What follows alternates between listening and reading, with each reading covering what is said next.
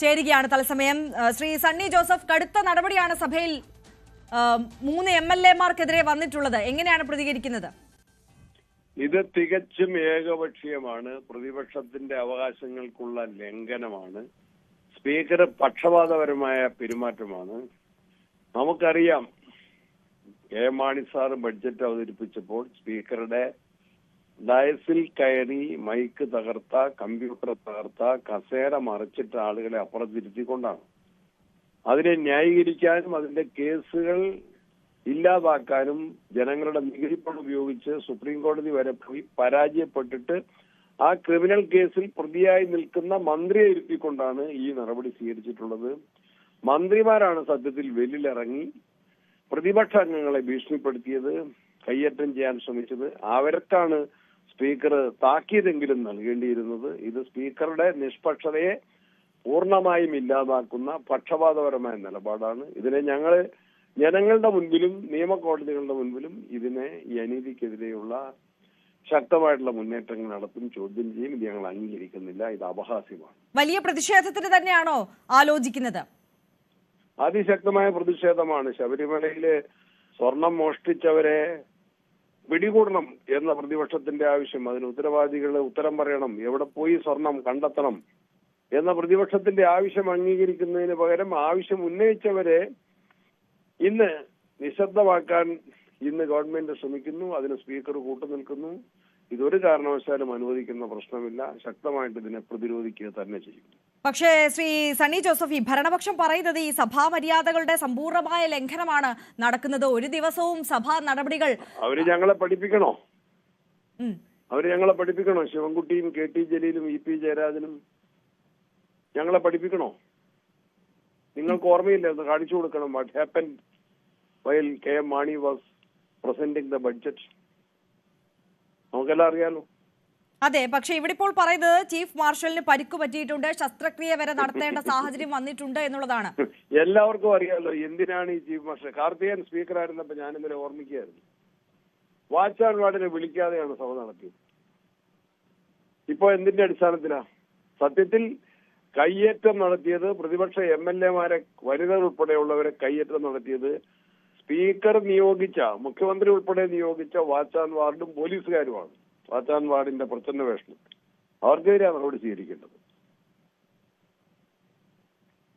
വളരെ നന്ദി ശ്രീ സണ്ണി ജോസഫ്. KPCC അധ്യക്ഷൻ സണ്ണി ജോസഫാണ് നമ്മളോടൊപ്പം ചേർന്നതും പ്രതികരിച്ചതും. VV അരുൺ നമുക്കൊപ്പം തുടരുന്നുണ്ട്. അരുൺ, ഇപ്പോൾ സണ്ണി ജോസഫ് പറഞ്ഞ വാക്കുകൾ നമ്മൾ കേട്ടു. ശക്തമായ പ്രതിഷേധത്തിലേക്ക് കടക്കുകയാണ് എന്ന് പറയുന്നു. അപ്പോൾ തന്നെ ഉയർത്തുന്ന ഒരു പ്രധാനപ്പെട്ട വിഷയമുണ്ട്. ഇത് ആദ്യമായല്ല വാച്ച് ആൻഡ് വാർഡ് അംഗങ്ങൾക്കൊന്നും പരിക്കേൽക്കുന്ന സംഭവം.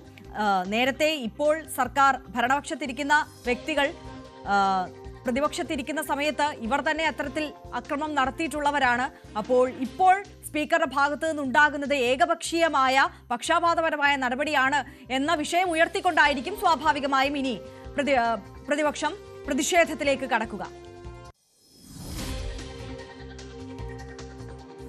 തീർച്ചയായിട്ടും പ്രതിപക്ഷം ശക്തമായ പ്രതിഷേധം ഉന്നയിക്കുമെന്ന് ഉറപ്പാണ്. ഇപ്പോൾ ഈ MP രാജേഷ് അവതരിപ്പിച്ച പ്രമേയത്തിന്റെ വിശദാംശങ്ങൾ ഇപ്രകാരമാണ്. തിങ്കളാഴ്ച തൊട്ട് പ്രതിപക്ഷം സഭാമര്യാദകൾ ലംഘിക്കുന്നത് കണ്ടതാണ്. സഭയ്ക്കകത്താകെ ഭീകരാന്തരീക്ഷം പ്രതിപക്ഷം സൃഷ്ടിച്ചു. വനിതകളടക്കമുള്ള സുരക്ഷാ ജീവനക്കാരെ കയ്യേറ്റം ചെയ്തു, അവരെ ശാരീരികമായി ഉപദ്രവിച്ചു, സഭയുടെ അന്തസ്സിന് നിരക്കാത്ത പ്രകോപന മുദ്രാവാക്യങ്ങൾ മുഴക്കി, മുഖ്യമന്ത്രിക്ക് നേരെ പാഞ്ഞെടുത്തു, ചെയറിന് നേരെ ആക്ഷേപ ആംഗ്യങ്ങൾ കാണിച്ചു തുടങ്ങിയ ഗുരുതരമായ ആരോപണങ്ങളാണ് പ്രതിപക്ഷ MLA-മാർക്കെതിരെ ഈ പ്രമേയത്തിൽ മന്ത്രി MP രാജേഷ്, പാർലമെന്ററി കാര്യമന്ത്രി, ആരോപിച്ചത്. സർക്കാരിന്റെ പ്രമേയമാണത്. ഈ പ്രമേയം സമ്മേളനം കഴിയുന്നത്, ഈ സഭാ സമ്മേളനം കഴിയുന്നവരെയാണ്. സസ്പെൻഷൻ സ്വാഭാവികമായ സാധാരണഗതിയിൽ അത്തരം നടപടികൾ തന്നെയാണ് ഉണ്ടാകാറുള്ളത്. അല്ലെങ്കിൽ നിശ്ചിത കാലയളവിലേക്ക് സസ്പെൻഡ് ചെയ്യണം. പക്ഷേ ഇവിടെ ഉണ്ടായിരിക്കുന്നത് ഈ സഭാ സമ്മേളനം കഴിയുന്നത് വരെയാണ് അംഗങ്ങൾക്ക് സസ്പെൻഷൻ, 3 അംഗങ്ങൾക്ക് സസ്പെൻഷൻ. അതായത് ഒരു നിമിഷം, ഇപ്പോൾ കോൺഗ്രസ് MLA ശ്രീ PR മഹേഷ് നമുക്കൊപ്പം ചേരുകയാണ്.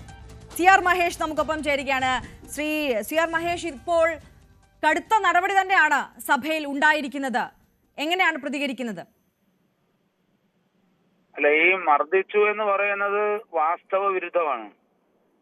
മർദ്ദിച്ച വീഡിയോ ഇപ്പൊ സഭാ നടപടികളെല്ലാം വീഡിയോയിൽ പകർത്തുന്നതാണ്, നമുക്കെല്ലാവർക്കും അറിയാം. അങ്ങനെ ഏതെങ്കിലും MLA-മാർ ഈ പറയുന്ന വാച്ച് ആൻഡ് വാർഡിനെയോ അല്ലെങ്കിൽ ഈ പറയുന്ന ആരെയെങ്കിലും മർദ്ദിച്ചതായിട്ട് തെളിവുണ്ടെങ്കിൽ നടപടി എടുക്കുന്നത് കൊണ്ട് കുഴപ്പമില്ല. പക്ഷെ അങ്ങനെ ഒരു സംഭവം ഉണ്ടായിട്ടില്ലല്ലോ. ഇപ്പൊ എം വിൻസെന്റ് MLA-ക്കും സനീഷ് കുമാർ ജോസഫ് MLA-ക്കും കൈകൾക്ക് പരിക്കുണ്ട്. നഖം കൊണ്ട് വിൻസെന്റ് MLA-യുടെ കൈ മുറിഞ്ഞു, മറ്റേയാളിന്റെ കൈക്കും പരിക്കുണ്ട്. അപ്പൊ അവരെ മർദ്ദിച്ച് 10 മിനിറ്റ് 10 പേരാണ് ബഹുമാനപ്പെട്ട വിൻസെന്റ് MLA പൂണ്ടടക്കം പിടിച്ച് ശ്വാസം പോലും വിടാൻ പറ്റാതെ നിർത്തിയിരുന്നു. അപ്പോ ഇത്രയേറെ കൊള്ള നടത്തിയത് വിളിച്ചു പറഞ്ഞുകൊണ്ട് പ്രതിപക്ഷത്തിന്റെ ഉത്തരവാദിത്തം, പ്രതിപക്ഷത്തിന്റെ ധർമ്മം നിയമസഭയിൽ പ്രതികരിക്കുമ്പോൾ, പ്രതിഷേധിക്കുമ്പോൾ കള്ളക്കേസ് എടുത്തു. നേരത്തെയും ഇതുപോലെ തന്നെ കള്ളക്കേസ് എടുത്തിരുന്നു MLA-മാർക്കെതിരായി. ഇപ്പോഴും ഈ സസ്പെൻഡ് ചെയ്ത നടപടിയും അദ്ദേഹം പരാതി കൊടുത്തു എന്ന് പറയുന്നതും ഇതെല്ലാം പച്ചക്കള്ളമാണ്. ഇപ്പൊ ഇന്നലെ തന്നെ നജീബ് കാന്തപുരത്തിനെ ആക്ഷേപിച്ച് ബഹുമാനപ്പെട്ട മുഖ്യമന്ത്രി തന്നെ സംസാരിച്ചു. ഇന്നിപ്പോൾ അത് അവിടെ തന്നെ ഇവരെന്ത് കമ്മ്യൂണിസ്റ്റ് ആണ്? ഇപ്പൊ 2 കൈയും ഇല്ലാത്ത ആളുകളെ എത്രയോ ആളുകളാണ്, പാവങ്ങൾ. കൈ തരുന്നതും കൈ എടുക്കുന്നതും ദൈവമല്ലേ? അല്ലെങ്കിൽ ഒരു തീർച്ചയായും വളരെ നന്ദി ശ്രീ CR മഹേഷ് ഞങ്ങൾക്കൊപ്പം ചേർന്നതിന്. ഇപ്പോൾ റോജി M. ജോൺ തന്നെ നമുക്കൊപ്പം ചേരുകയാണ്. ശ്രീ റോജി M. ജോൺ, താങ്കൾക്കെതിരെ അടക്കമാണ് നടപടി വന്നിട്ടുള്ളത്. എങ്ങനെയാണ് പ്രതികരിക്കുന്നത്? നടപടിയിൽ ഞങ്ങൾ അങ്ങ് പേടിച്ചു പോയി എന്ന് പറഞ്ഞേക്ക്. അതായത് ഈ സർക്കാരിനെതിരായിട്ട് ശബരിമലയിലെ അയ്യപ്പന്റെ സ്വർണം വരെ അടിച്ചു മാറ്റുന്ന കൊള്ള സംഘമാണ് ഇന്ന് കേരളത്തിൽ ഭരിക്കുന്നത്. ആ സർക്കാരിനെതിരായിട്ട് ഞങ്ങൾ നിയമസഭയ്ക്കകത്ത് സമരം ചെയ്യുകയാണ്. ആ സമരം ചെയ്യുന്ന പ്രതിപക്ഷത്തിന് മേലെ കുതിര കയറുവാനായിട്ട് സർക്കാരിന്റെ പക്ഷം ചേർന്നുകൊണ്ട് സ്പീക്കർ നിർദ്ദേശം കൊടുക്കുകയാണ്. അതായത് ഞങ്ങളുടെ ബാനർ പിടിച്ചു മാറ്റാനായിട്ട്, ഞങ്ങളുടെ പ്ലക്കാർഡ് പിടിച്ചു മാറ്റുവാനായിട്ട് സ്പീക്കർ നിർദ്ദേശം കൊടുക്കുകയാണ്. എന്ന് പറഞ്ഞാൽ സ്പീക്കർ പോലും നിഷ്പക്ഷമായിട്ടല്ല പെരുമാറുന്നത്. അദ്ദേഹം സർക്കാരിന്റെ ചട്ടുകമായിട്ട്, സർക്കാരിന്റെ ആജ്ഞാനുവർത്തിയായി പ്രവർത്തിക്കുന്നു എന്നുള്ളതാണ്. അപ്പോ ഈ സർക്കാരിനെതിരായിട്ട് ഞങ്ങൾ സമരം ചെയ്യും. ഇതുകൊണ്ടൊന്നും ഞങ്ങൾ സമരം അവസാനിപ്പിച്ചു പോകുന്ന ആളുകളൊന്നുമല്ല. ഞങ്ങൾ സഭയിൽ നിന്ന് ബഹിഷ്കരിച്ചു പോകുന്ന ആളുകളാണ്. പിന്നെ ഞങ്ങൾ സസ്പെൻഡ് ചെയ്തിട്ട് എന്ത് കാര്യം? ഞങ്ങൾ ഈ സഭാ നടപടികളായിട്ട് ഞങ്ങൾ അല്ലെങ്കിലും സഹകരിക്കുന്നില്ലല്ലോ.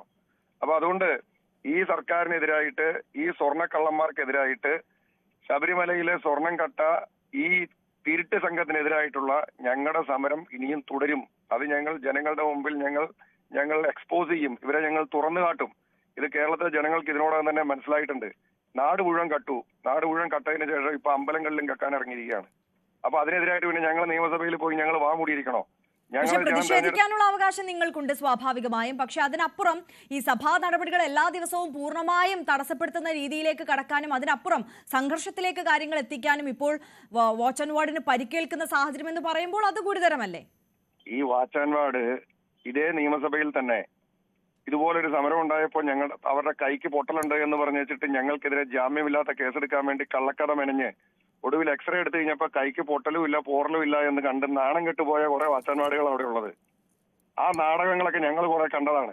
അതുകൊണ്ട് ഇത്തരം നാടകങ്ങൾ കാണിച്ചിട്ടൊന്നും നമ്മുടെ ഉണ്ടായിട്ടുണ്ട് എന്ന് പറയുന്ന ഈ പരിക്കും ശസ്ത്രക്രിയയും നാടകമാണ് എന്നാണ് താങ്കൾ പറയുന്നത്? ഇതിനു മുമ്പ് ഇതുപോലെ നാടകങ്ങൾ ഞങ്ങൾ കണ്ടിട്ടുണ്ട്. നിങ്ങൾക്ക് ബോധ്യമുള്ളതാണല്ലോ. അതായത് ഞങ്ങൾക്കെതിരെ, ഞാൻ ഉൾപ്പെടെയുള്ള ആളുകൾക്കെതിരെ ഇതിനു മുമ്പ് നിയമസഭയിൽ സമരം ചെയ്തു എന്ന് പറഞ്ഞ് ജാമ്യമില്ലാത്ത കേസെടുത്തു. അതിന് പറഞ്ഞ കാരണം ഒരു ചീഫ് മാർഷലിന്റെ കൈക്ക് പൊട്ടലുണ്ടായി എന്നാ പറഞ്ഞത്.